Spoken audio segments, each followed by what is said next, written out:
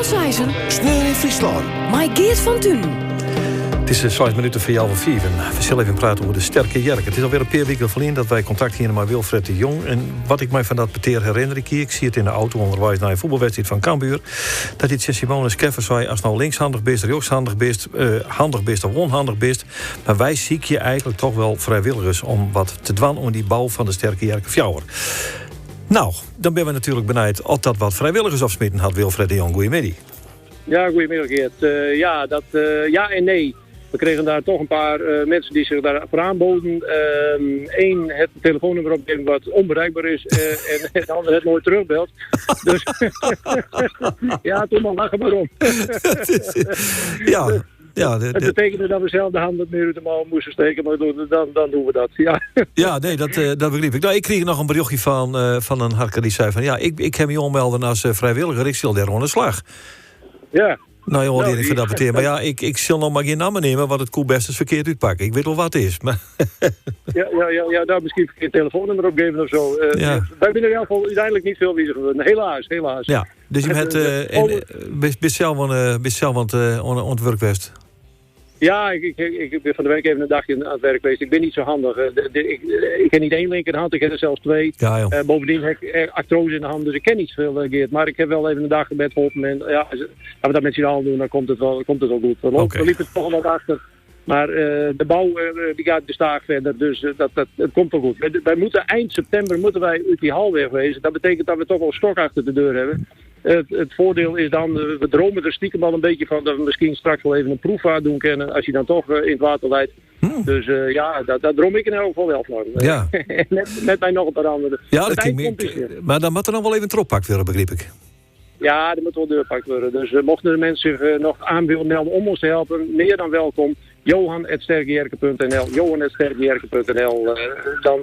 Ja, het zal mooi wezen. Ja, nou. Overigens is het een memorabel weekend, Geert, want dat scoop is er straks te binnen. Het is dit weekend precies 46 jaar geleden dat wij de eerste poging deden met de Sterke Jerke 1 om Engelo te halen. Iets wat vreselijk mislukt is.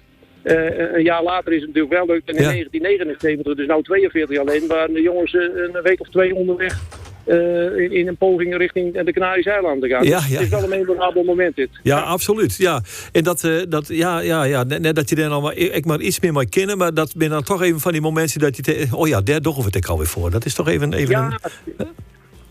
Ja, daar komen er prachtige beelden tevoorschijn. Ik scoop je er binnen dat het ongeveer deze week 45 jaar geleden is dat wij in de pauze van de wedstrijd Heerenveen Cambuur een ererondje moesten lopen. Dat werd live door de NOS uitzending. Ik kan nou niks meer wat voorstellen. Ja. Geweldig. De herinneringen zijn fantastisch. Ja, die dingen mooi. Ja, we zijn al met de toekomst bezig. Dat is natuurlijk Sterke Jerke 4. Overigens kan ik nog even vertellen dat vanavond er een stuk of 60 mensen uit Rotterdam langskomen op de werf. Die ben benieuwd naar de verhalen achter Sterke Jerke en naar de bouw. Dus dat is wel bijzonder. 60 mensen die uit Rotterdam speciaal naar Harlingen komen. Nou, speciaal ze binnen in Friesland, maar ze komen wel speciaal bij ons langs.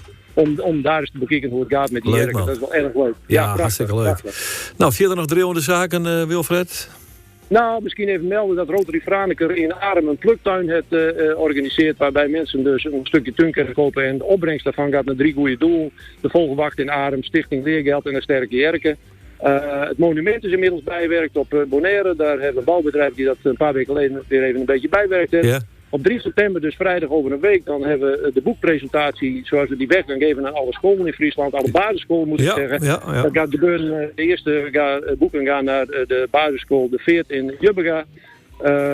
Wat heb ik nog meer te melden? Ik denk, Joris Collier heb ik vandaag nog even gesproken. We hebben het eerder over gehad dat die vat gaat lopen met doedelzakspelens. Nou, dat gaat in september nou eindelijk gebeuren. Het water is wel warm genoeg. Dus het zal wel mooi wezen te zien hoe die man samen met zijn vriendin tot zijn knieën in de blubber, doedelzak en trommelspeel door die Waddenzee ploetert. Dus dat zit er ook allemaal aan te komen. En er komt nog een werkboekje aan van Sterke Jerke, Lietse Jerke, met aandacht voor het milieu, waarbij we jongeren dus het milieu wat we proberen bij te brengen. Plastic. Er zitten wat opdrachtjes in. Kortom, we zitten niet stil bij je. Nee, dat heb ik in de gaten. Dank voor die bijdrage weer, Wilfred. Wij houden contact, jongen. Hey, dankjewel. Oké, man.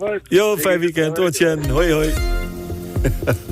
De Sterke Jerke, kom hier maar uit van jou 4. En is het tijd voor het laatste Nijs provincie. Hier is Simonis Keffer.